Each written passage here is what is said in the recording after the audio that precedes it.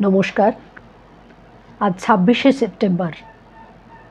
বাংলার নবজাগরণের পুরোধা, শিক্ষাবিদ, সমাজ সংস্কারক, বর্ণপরিচয়ের স্রষ্টা ঈশ্বরচন্দ্র বিদ্যাসাগর মহাশয়ের ২০৬তম জন্মদিবসে কবি শুভ দাশগুপ্তের লেখা বিদ্যাসাগর কবিতাটি পাঠ করে আমি আমার আন্তরিক শ্রদ্ধা নিবেদন করছি।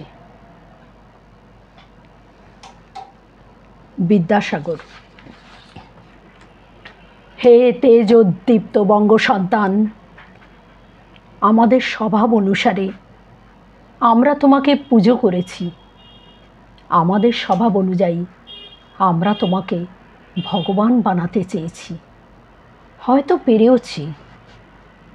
কান্নার সমুদ্র আজও উত্তাল, অজ্ঞানতার অন্ধকার আজও ভয়ঙ্কর, কর্মবিমুখ গড্ডালিকা আজও স্রোতস্বিনী। আমরা এই ধোঁয়াশা ঘেরা শূন্যতায় দাঁড়িয়ে তোমার কথা ভুলে তোমার পুজো করি। তোমার নামে লাইব্রেরি বা পথ বা সংগঠন গড়ি, উৎসব করি, আলোর বাহারে সাজাই মেলা।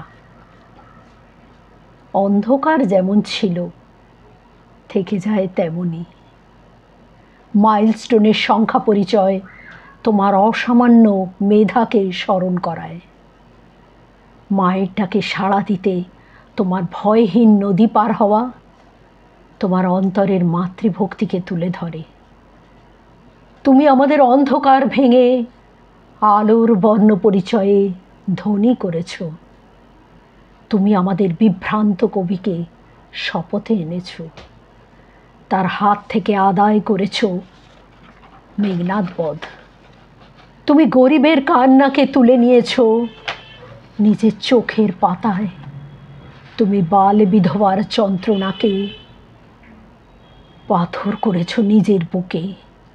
তুমি লুণ্ঠনকারী ইংরেজের মুখের ওপর তুলে দিয়েছ স্পর্ধার চটি জুতো। আর সমুদ্র হিমাচল ভারতবাসীর ক্রোধে।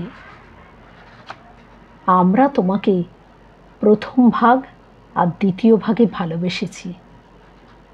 অক্ষরজ্ঞান সমাপ্ত করেই আমরা চিনতে শুরু করেছি সেই সব মহামন্ত্র যাতে করে আখের গুছোনো যায়। আমরা কোনো এক কালে তোমাকে নির্বাসিত করেছি কারমাটারে। তোমার হৃদয়ে জোড়া ভালোবাসা আর চোখ ভরা জলকে আমরা মূল্য দিইনি। আজও বিধবা বিবাহ সহজ হয়নি। আজও অশিক্ষা অন্ধকারে অন্ধকারে ভয়াল। সত্যিকারের বর্ণপরিচয় যা ধরা ছিল তোমার প্রতিদিনের জীবনযাপনে, সে বর্ণ পরিচয়ে আমরা পরিচিত হইনি, হতে চাইনি। তুমি আমাদের ক্ষমা করো, তুমি আমাদের ক্ষমা করো।